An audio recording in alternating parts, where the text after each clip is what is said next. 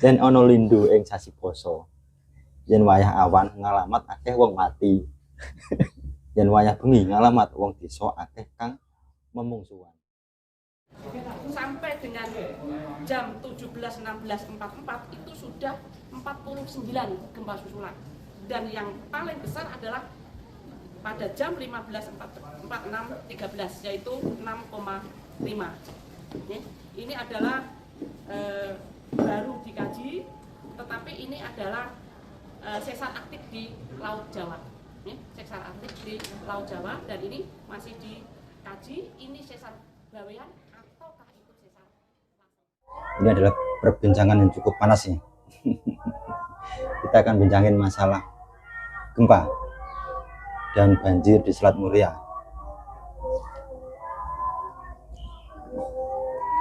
Ini adalah perbincangan yang paling hot mungkin. Kita akan bincangin gempa kemarin dan yang kemarin-kemarin lagi banjir di Demak kan. Bahkan banjirnya terjadi sampai 2 kali. Cukup langka atau banjir itu kan sebelumnya kan jarang terjadi di Demak. Tidak pernah. Banjir. Bahkan ada banjir besar itu menurut pengakuan warga itu tahun 90-an. Itu pun nggak sampai besarnya seperti ini. Itu menurut pengakuan warga setempat. Kalau versi BMKG gimana? Terkait banjir kemarin. Terkait banjir versi BMKG itu salah satu penyebabnya karena curah hujan yang tinggi. Itu yang pertama. Kemudian yang kedua, sungai-sungai di sekitaran Demak itu mengalami pendangkalan, sedimentasi. Sedimentasi. Kemudian diperparah lagi dengan robohnya tanggul sungai. Yang di sampingnya tanggul itu pemukiman warga. Secara otomatis ketika tanggul jebol, ya air sungai langsung mengalir ke pemukiman. Kalau terkait gempa, ini kan kemarin juga barusan gempa di Tuban itu, di pas Laut Tuban ya. Dan gempa itu juga lumayan buat orang-orang merinding. Karena kan dihitung BMKG kan 100 lebih terjadi gempa. Dari jam sekitar jam 10-an, jam 11, terus jam berapa lagi berkali-kali. Yang paling keras itu kan jam 4. Jam 4-an ya. Bahkan banyak berita-berita bohong yang beredar, hoax yang beredar itu menambah kekhawatiran orang-orang. Dan di daerah saya kan daerah pesisir loh, pesisir Tuban. Lalu sampai orang-orang sampai takut di rumah bermalam. Bermalamnya ya di luar sampai sahur ya kebanyakan. Tadi malam berarti ya. Iya, ya enggak panik enggak, emang ya jaga-jaga, waspada lah. Ya ramai. Biasanya kan ya sepi. Paling habis darusan, habis tarawih mulai sepi. Kemarin malam enggak ramai sampai sahur. Persiapan, tapi memang ada jaga-jaga kalau ada gempa susulan. Iya. Karena memang gempanya cukup unik. Kedua kan ya memang ini kan era-era ponsel, era-era medsos, hoax yang beredar kan luar biasa. Jadi menambah membumbui kepanikan. Lah, setelah saya buka-buka, ini kan di depan saya kan ada kitab primbon. Ini primbon Pawukon. Lah ini jelaskan. Lah ini terbitan tahun berapa ini? Sampulnya kalau ini saya bacakan ya. Yen ana lindhu ing sasi poso. Yen wayah awan ngalamat akeh wong mati. Yen wayah bengi ngalamat wong desa akeh kang memungsuhan. Lah, lindhu kemarin atau gempa kecil kemarin itu enggak hanya siang saja, malam juga. Jadi ini bisa dibayangkan, yen wayah awan ngalamat akeh wong mati, ditambah yen wayah wengi ngalamat wong desa akeh kang tukaran memungsuhan. Loh. Banyaknya orang mati mungkin disebabkan karena adanya permusuhan itu mungkin. Ya dari mungkin loh. Dari kepanikan terus mati akhirnya jadi musuhan. Enggak, ini mencoba kita nalar ya. Mungkin namanya sebuah bencana kan pasti ada orang mati, pasti ya. Lah, mungkin tujuan dari ditulisnya primbon ini, kitab ini kan lebih ke mawas diri ya, lebih ke waspada gitu loh. Jadi ya ketika ada bencana ya kita harus waspada ya. Kalau siang hari ya waspada akan ada orang mati. Jadi kita harus bersiap-siap untuk menjaga diri, menjaga warga kita, anak cucu kita. Sebenarnya dengan adanya primbon ini sebenarnya sangat membantu ya, supaya manusia lebih waspada gitu Mas ya. Ya nggak sekedar gitu, konteksnya kan gini, misalnya gini, secara universal ya. Kadang kan anak-anak muda, anak-anak yang sok saintis, anak-anak yang akademisi, sok terlalu saintis lah. Kadang kan terlalu anti hal-hal yang berbau terlalu kekunuan gitu loh. Tapi kan ini juga khasanah keilmuan, memberi sebuah cerita, wacana, memberi sebuah pengetahuan, pedoman, berarti dengan paweling dan sejenisnya gitu. Kan memang ilmu paling tua kan ilmu astrologi ya. Contohnya kalau di pertanian, orang-orang petani Jawa kuno kan itu kan memakai lintang luku itu sebagai niteninya. Kalau lintang lukunya di barat berarti musim ini, kalau lintang lukunya di timur berarti musim ini. Nah, mereka sudah bertahun-tahun mereka mempelajari musim, mempelajari iklim, mempelajari cuaca, ditulis. Dan faktanya juga cocok. Ya, cocok kan itu kan urusan prediksi lah, kayak contoh maksudnya banyak cocoknya kalau ada lintang luku. Iya, ini kan ya kayak waktunya ilmu meteorologi, menanam dan geofisika kan ya juga sama kan. Coba prediksi kan gitu loh. Lah, kadang kita yang benar-benar antipati dengan yang kekunuan, langsung melabeli, oh ini sesat, bahwa ini nggak benar, ini nggak saintis gitu. Terus ketika ada prediksi dari BMKG dan prediksinya itu salah, apakah terus kita mencaci maki BMKG itu tidak saintis gitu kan? Enggak juga. Contohnya seperti itu. Nah, apa bedanya dengan ilmu meteorologi dan geofisika dengan prediksi yang ada di primbon? Kan sama saja, sebenarnya juga prediksi, sama-sama prediksi, mungkin ya, caranya yang berbeda, mungkin pendekatannya berbeda, pola pendekatannya yang berbeda. Mungkin BMKG kan lebih modern loh, karena dengan alat dan geofisika ada alat lengkapnya. Nah, ini kan lebih ke secara mungkin jauh lebih manual dan sederhana kan itu. Nah, tapi ketika khasanah keilmuan itu, dan itu milik leluhur kita, milik nenek moyang kita, kan juga nggak etis toh, nggak bermoral. Ketika terus kita terlalu meninggalkan begitu saja dengan ilmu yang semacam ini, karena dengan majunya teknologi kemudian meninggalkan yang ilmu. Peninggalan kalau dari sekedar meninggalkan nggak masalah, kadang kan menciptakan sebuah kebencian. Kita itu sengaja untuk dibencikan dengan leluhur kita sendiri. Nah, ini kan sebuah siasat penjajahan namanya. Nah, ini kan dalam intrik penjajahan, intrik orientalisme kan seperti ini, bahwa sejarah bangsa ini dikaburkan, karakter bangsa ini dikaburkan, bahwa kita generasi muda ini kan benar-benar untuk koyok-koyok dibuat benci dengan leluhur kita. Nah, itu secara nggak langsung justru malah membuat karakter bangsa ini terkerdil kan. Penjajahan dari sanalah masuk pertama kali. Kadang kan kita yang sok saintis kan nggak ngomong sejauh itu toh, nggak mikirin sejauh itu. Kita hanya sok saintis mengatakan, oh ilmu kuno, buang aja tempat sampah, kan hanya itu saja. Kalau kita mau sedikit terbuka, sedikit open minded ya, katanya orang-orang modern kan open minded. Orang open minded itu sebenarnya dia juga terbuka dengan segala teori.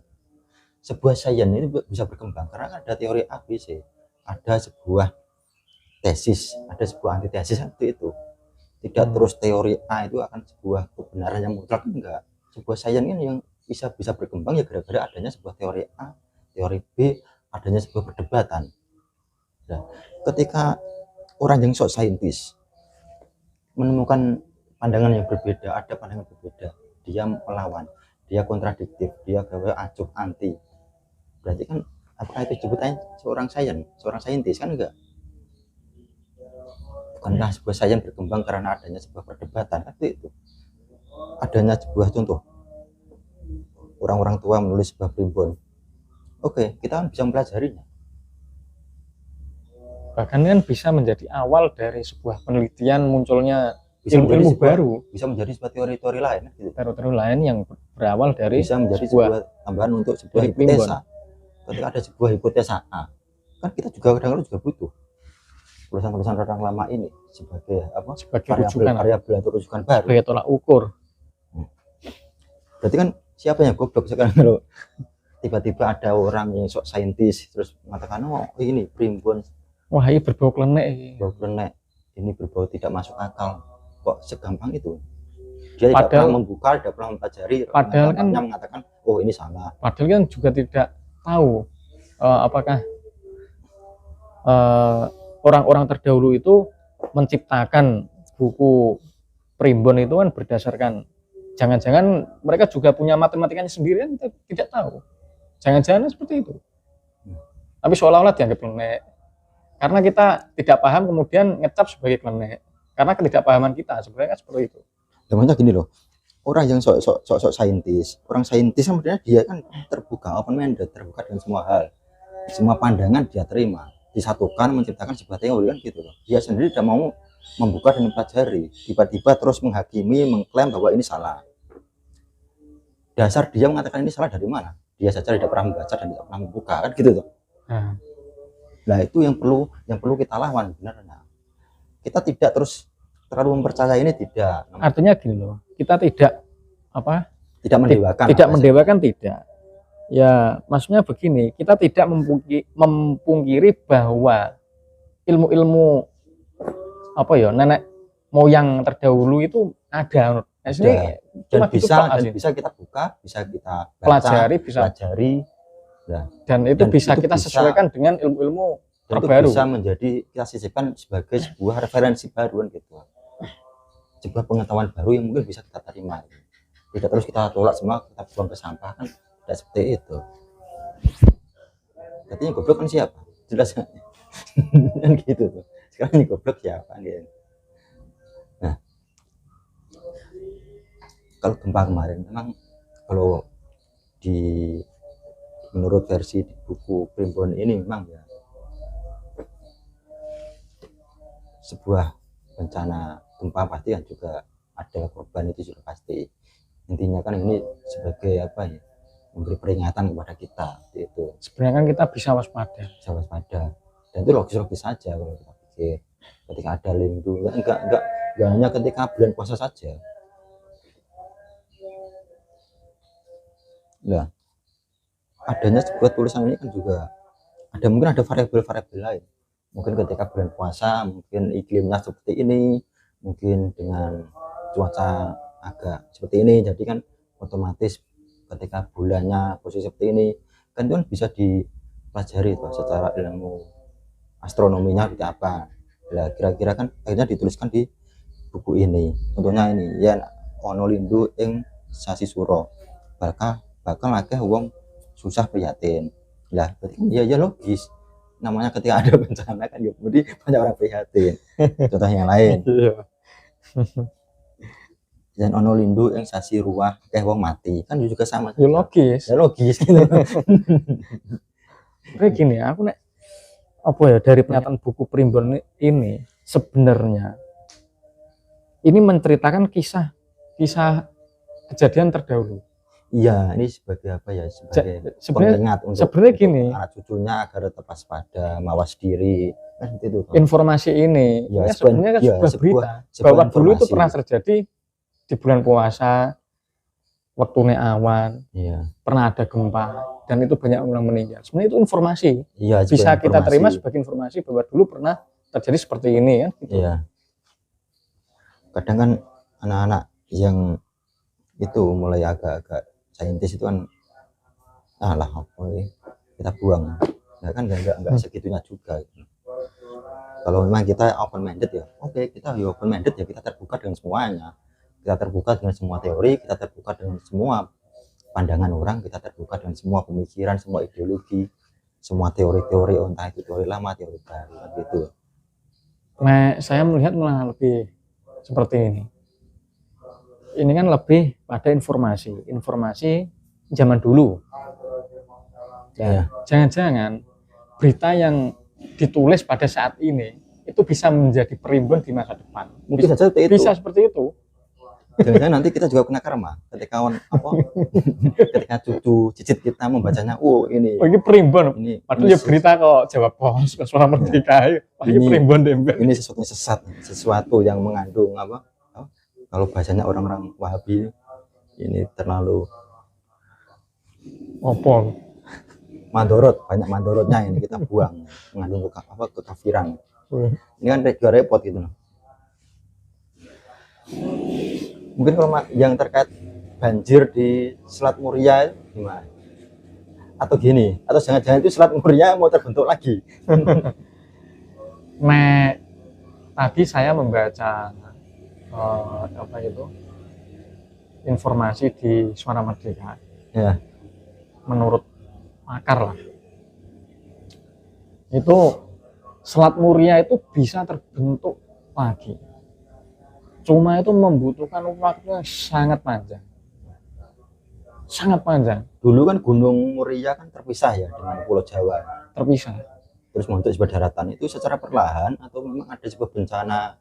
Wah, itu terjadi beratus-ratus tahun. Gunung Merapi Sebenarnya meletus atau gimana? Atau tidak. Sebenarnya tidak ada gunung meletus, tidak. Jadi proses evolusi pelan-pelan. Proses evolusi pelan-pelan sedimentasi sungai yang mengalami pendangkalan lama-kelamaan menjadi sebuah daratan. Sebenarnya seperti itu. Jadilah kota Demak, Jepara, termasuk Rembang. Kudus, termasuk Rembang. Ini juga Selat Muria. Bahkan dulu itu menjadi jalur perdagangan. Jalur perdagangan ketika masyarakat Jawa kuno itu menjadi jalur perdagangan. Kira-kira era tahun berapa? Abad berapa ketika masih terpisah? Itu abad ke-16. Abad 16. Sekitar 16. Abad ke-16. Iya, 16. Tapi kalau dari versi BMKG gimana? Mungkin nggak Selat Muria terbentuk lagi? Terbentuk lagi itu mungkin. Cuma itu membutuhkan waktu yang sangat panjang. Beratus tahun. Ini banjir kemarin berarti benar-benar banjir rekor ya? Sebenarnya rekor itu. Banjir besar itu terjadi tahun 90-an. 92 atau 91 lah. Itu ada. Sebesar kemarin itu enggak? Tidak sebesar ini. Lebih besar ini. Bahkan lebih besarnya itu menurut warga itu bisa 7 kali lipat atau 8 kali lipatnya. Banjir besar tapi ini 8 kali lipatnya. Berarti sini terbesar sepanjang sejarah mungkin.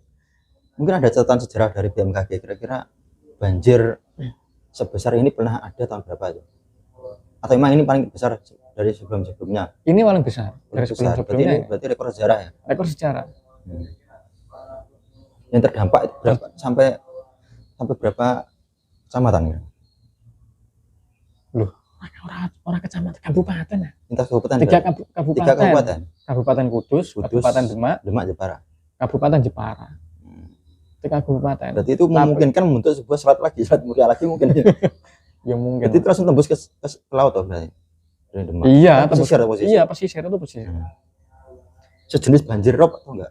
Beda lagi. Beda enggak. Berarti banjir itu dari kiriman dari daratan tuh. Kiriman dari. Sebenarnya banjir murni itu sungai besar. Namanya entah sungai apa lah. Sungai besar itu mengalami pendangkalan. Pendangkalan. Dan itu pun ya proses terjadinya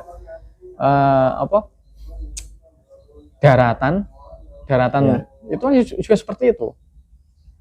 Hilangnya Selat Muria kan ya berawal dari itu, pendangkalan sungai, juga seperti itu.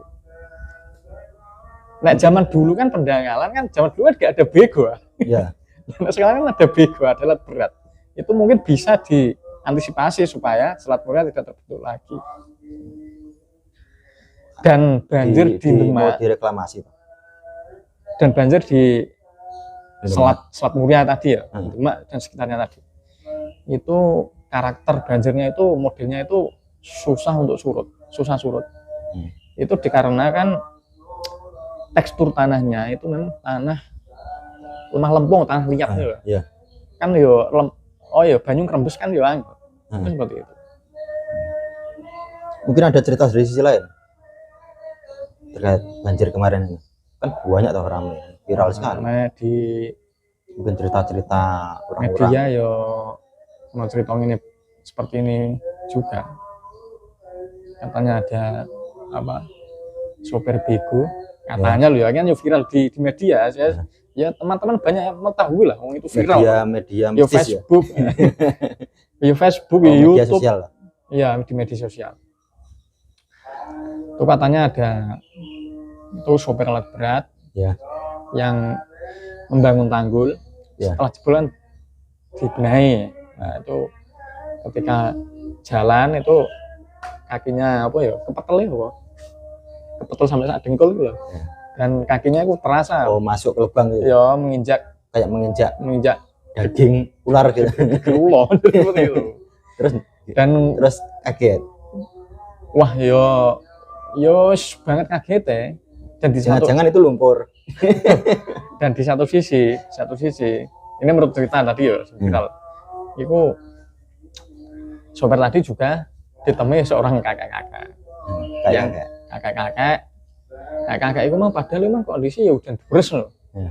Tapi kakek-kakek itu ya orang kudanan loh. Maksudnya yang gue caping tok ini kok gak ngiyop loh. Menemui anak muda tersebut. Yo nyeritakno mulai zaman Saridin. Cerita apa kan mulai zaman Saridin sak piturutane iku cerita wakeh ngalor ngidul lah. Iya. Memberi pesan Memberi yo ngomong nek apa zaman wong saiki yo segamane sudah lupa dengan Tuhannya. ngelokno wong saiki lah. Ya. Orang zaman sekarang itu sudah lupa dengan seluruh leluhurnya. Leluhurnya lupa dengan Tuhannya. Wis gampangane wong Sudah dapat guli alam. ora gelem ana sedekah bumi ngene. Sedekah bumi kan secara filosofis kan dia lebih alam ke bersyukur ya. Kita bersyukur. Tidak mau wis ora bersyukur, dikai panen sama limah tapi intinya warga itu mas gak bersyukur. Iki wis terusan gini, wis acung iki wis iku mbok dandanillah. Iki tetap jebol. Ya itu sebenarnya pesan dari kakek. Itu mimpi atau enggak ditemui langsung. Ini versi cerita loh. Versi cerita. Ya orang bego orang ini. Iya tadi orang bego tadi, sopir bego tadi.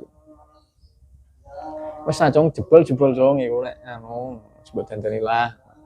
Dola omahmu ndi Mbah ngono. Hujan-hujan kok malah kok ning kene ngono lho. Enggak pakai payung, Enggak pakai payung. Sampeyan gak mulai Mbah. Lho aku mulai ning gila omahku kene kok bukan mulai. Padahal gak ono omah. Ada omah. Lho omahku kene kok bukan mulai. Jangan-jangan itu sejenis musafir atau apa gitu. Enggak. Ya kemudian orang tua ya menghilang, kemudian hilang. Terus viral ya cerita. Terus viral iku mau. Ya salah satu sing viral ya iku mau ngiteke gerulo iku kan sebari viral kan ya iku. Ya mungkin saja itu lumpur anggap aja. Iya. Ya sembuh lah wis ora niku yo dipercaya kena ora kena kok. Asline simpel lah yo. Terus ini ya. Terus apa hubungannya dengan adanya ular? Hubungannya apa adanya ular dengan banjir itu loh? Apa ularnya itu ularnya besar, ular gaib atau gimana, atau naga? Ya mungkin ya seperti itu. Terus membawa firasat, membawa sebuah jenenge wong Jawa ya tidak lepas dari sebuah keyakinan ono mitos-mitos memberi isyarat gitu ya. Seperti itu, Pak. Ya so pengerti penunggune kan ya bobo alam. Itu tadi yang diingatkan masalah sedekah bumi ya. Nah, ini kan ya kelompok-kelompok orang yang agamis juga lah, orang-orang kelompok-kelompok tertentu kan juga sama. Tidak hanya kita bicara orang yang sok-sok saintis, tidak, tapi orang-orang yang sok yang ya kita bilang orang-orang sok agamis lah, orang paling lurus. Kadang mengatakan halah apa sedekah bumi. Nah, kalau kita bisa mengkaji terus mengamati, terus kira-kira sedekah bumi kan ada sebuah pesan moral untuk kita. Contoh gini, dengan adanya sedekah bumi, paling tidak kita kan memberi rasa bersyukur. Inti sedekah bumi kan kita kan berbagi, bancaan bareng, makan bareng kan gitu. Kita teliti ya. Tradisi Jawa itu tradisi yang mempersatukan seperti sedekah bumi. Sedekah bumi kan konco-konco dulur-dulur domoro. Kadang gini loh, orang-orang kan mempersatukan. Orang-orang sekarang itu kalau sok anti dengan sudut pandang yang benar-benar sudut pandang negatif loh. Sudut pandang negatif gimana? Kadang-kadang sikap bumi dianggap sesuatu yang negatif loh. Padahal sikap bumi ini ketika kita memahami ini kan menggambarkan bahwa masyarakat di sana itu sebuah bentuk rasa syukur kepada Tuhan gitu. Yang pertama, terus kita saling berpesta bareng, guyup, bertemu. Kan kayak sebuah, kalau orang sekarang kan ibaratnya kita pesta lah, contoh kayak caleg menang pesta, terus mengadakan acara makan-makan bersama. Kan apa bedanya dengan orang-orang dulu dengan sikap bumi? Kan sama saja, mau acara makan-makan kita happy lah, sama saja toh. Sikap bumi bersyukur. Nah di sana juga ada nilai religiusnya. Nilai religiusnya apa? Loh, kita di sana juga ada doa, menyatu kepada Tuhan, menjaga alam. Nah, kan banyak hal yang dari sisi pesan moral yang positif bisa kita ambil. Pertama, rasa syukur kepada Tuhan. Kedua, melindungi dan menjaga alam, ingat dengan alam. Ketiga, berbagi dengan sesama. Keempat, maksudnya apa tuh? Berpesta lah, seneng-seneng. Apa nilai plus dari contoh ketika panen, ketika banyak rezeki, kan wajar saja ketika bumi, ketika desa. Kadang kita itu memandang dari sisi lain yang negatif gitu. Misalnya apa? Sisi yang negatif Kan sekarang kan gini, contoh dikaitkan dengan urusan dengan agama. Sebut saja agama Allah.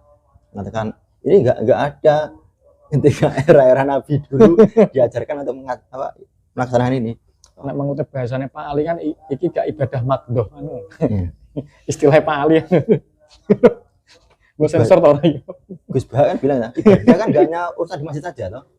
Ibadah kan orang bekerja cari nafkah juga ibadah. Naktir koncone mangan kan juga ibadah, enggak ibadah. Kerja yo ibadah. Sama seneng aja. Ibadah. Aslinya ibadah kabeh, tergantung niat. Kadang dibuat dianggap bid'ah dan lain-lain. Bid'ah itu ketika kita sholat terus kita nyanyi kan bid'ah. Dia cerita ketika kita sholat terus kita salto kan itu bid'ah, itu nggak ada Kanjeng Nabi sholat terus salto, nggak ada. Nah ini kan ketika bumi berbagi dengan sesama juga ibadah. Salahnya di mana? Yo ora ono salah sih. Yo salah piye lho. Nah iya nek menurut BMKG itu kan gempa kan ibaratnya kan ini kan terbesar yang kita rasakan selama di Kabupaten Rembang, Tuban dan sekitarnya kan terbesar. Nggak ada apa kan gitu. Sebenarnya tidak pernah ada, kok sekarang ada. Dan bahkan menurut BMKG itu gesernya lempeng tektonik. Cuman kalau lama gitu. Hampir sehari tuh itu. Hampir sehari gempa 100 kali kok, 100 lebih kok. Itu kan itu juga masuk rekor. Terjadi itu kalau gempa besar yang menurut BMKG itu gempa besar terjadi itu sekitar 130-an atau bahkan 180-an tahun yang lalu itu ada gempa besar di laut. Itu skala Richter besar atau kayak kemarin yang enggak besar tapi skala merusak, sudah skala merusak. Skala merusak besar ya. Besar skala kalau merusak. Kemarin kan skala Richter enggak terlalu besar lah. Cuman kan lama gitu loh. Nah, yang dikhawatirkan gempa itu kan ketika kedalamannya itu dangkal. Ya. Nah, kemarin kan kedalamannya 10 kilo. 10 kilo. Nah, ketika kedalamannya itu 5 kiloan. Kedangkalan 3 kiloan, 3 kiloan lah. Itu sudah merusak itu. Sudah merusak.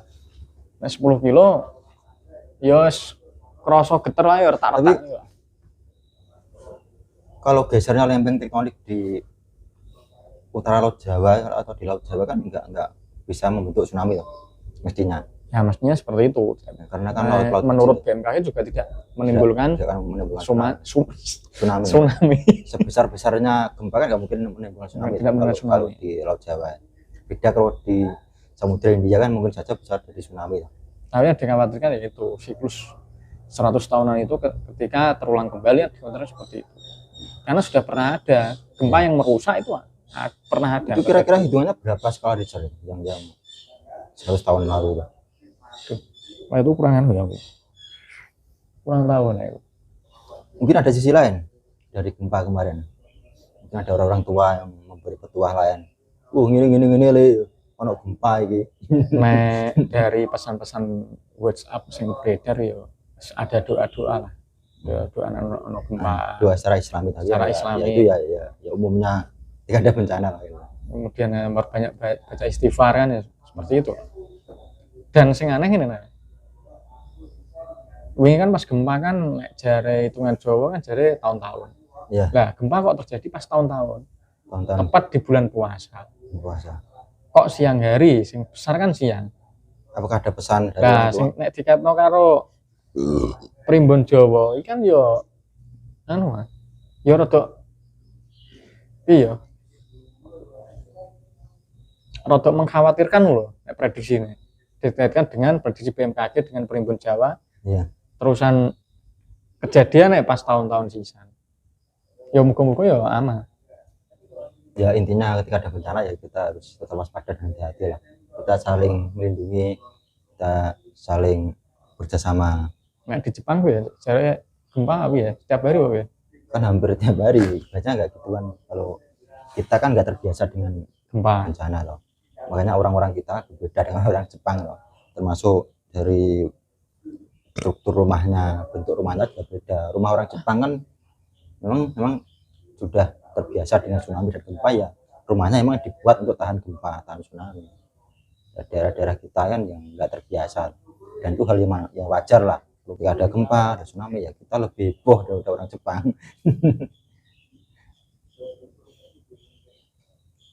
Cuman kan intinya ada orang tua membawa pesan kepada kita kan ini sebuah informasi ya kayak buku primbon kan sebuah informasi itu. Ya sebenarnya Tidak terus kita terus membuangnya ke tempat sampah kan juga enggak segitunya kan. Jadi kan kita tidak bermoral itu yang pertama. Kedua kita kan juga katanya open minded.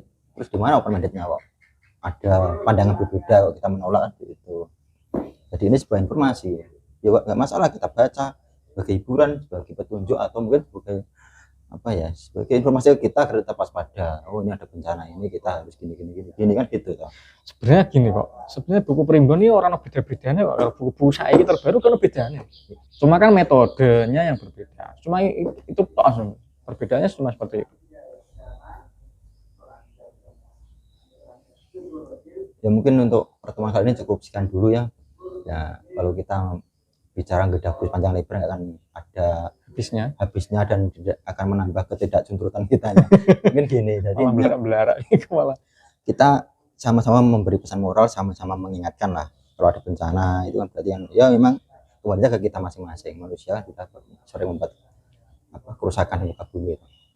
Kalau versinya agama kan katanya manusia kan khalifah di muka bumi yang gitu. Ini jangan diartikan berbeda. Khalifah di muka bumi itu kan diartikan membuat negara kekhilafan kan tidak begitu saya memahaminya. Bahwa manusia sebagai khalifah ya kita harus bertanggung jawab penuh di bumi ini karena yang punya nalar sehat, yang punya akal ya. Satu-satunya makhluk di bumi yang punya akal ya manusia kan? Makanya jadikan khalifah. Maksud ada ya jadikan khalifah dia kayak mikir ya caranya jadi khalifah gitu. Ketika ada kerusakan, ada apa-apa berarti ya itu tanggung jawab kita. Tanggung jawab manusia selalu yang punya akal. Yang benar-benar merusak emang juga manusia. Bukan binatang. Binatang mungkin merusaknya apa? Contoh sapi. Sapi mentok paling ya merusak sawah gitu aja. Kalau manusia kan memang benar merusak.